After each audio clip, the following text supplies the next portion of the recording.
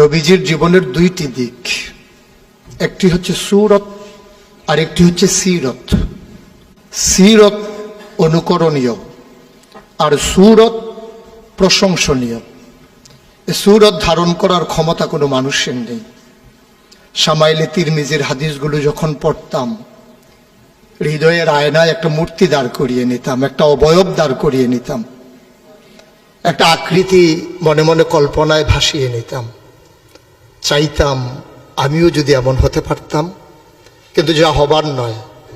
তিনি ছিলেন মধ্যম আকৃতির সুঠাম দেহের অধিকারী একটি মানুষ। তার চুলগুলো ছিল ঘাড় পর্যন্ত প্রলম্বিত, হালকা হালকা কোঁকড়ানো।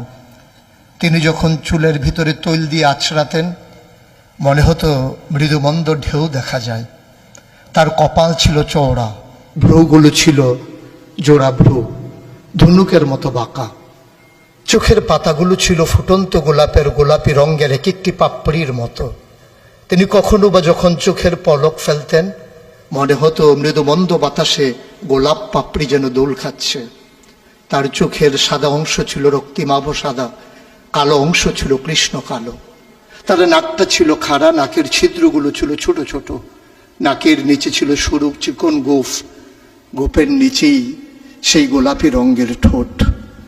তার ঠোঁটগুলো যখন কখনো বা মুচকে হাসত, গোটা পৃথিবীর মানুষ অবাক বিস্ময়ে দেখত, গোটা পৃথিবীতে যেন বিজলি চমকিয়েছে। তিনি কখনো বা যখন এই রাস্তা দিয়ে হেঁটে যেতেন, 1 মাস পরেও কখনো যখন সাহাবা হাঁটতেন, তার গায়ের জান্নাতি গন্ধ তারা পেতেন। মায়েরা, উম্মাহাতুল মুমিনিন যারা, তারা নবীর যখন কখনো এই ঘামে ভেজা শরীর নিয়ে ঘরে ঢুকতেন, কপালের ভিতরে মুক্তোর দানার মতো ঘামগুলো যখন জমে থাকতো, মায়েরা ছোট্ট শিশি খুঁজে সেই ঘামগুলো শিশিতে ভরে জমা রেখে দিতেন, কখনো বা ঈদে কোনো অনুষ্ঠানে যেন আতর হিসেবে ব্যবহার করতে পারেন। এই সুরত ধারণ করা কোনো মানুষের সাধ্যর বাইরে। কখনোই কোনো মানুষ এই সুরত ধারণ করতে পারবে না চেষ্টা করলেই। কিন্তু তার সিরত যেটা অনুকরণীয়, অনুপম আদর্শ। তিনি এসেছিলেন এই জন্যে, ওয়ামা আরসালনাকা ইল্লা রাহমাতাল লিল আলামিন। তিনি ছিলেন রহমত গোটা ধরনীর জন্যে।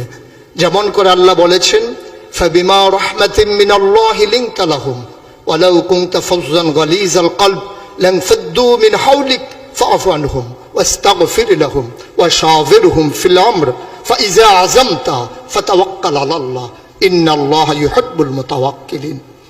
তিনি এসেছিলেন তেমন করে। কেন তাকে পাঠানো হয়েছিল?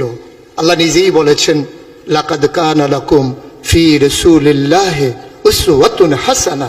তিনি ছিলেন মডেল, তিনি ছিলেন আইডল, তিনি ছিলেন আইকন, তিনি ছিলেন অনুপম আদর্শ, তিনি ছিলেন উসওয়াতুন হাসানা।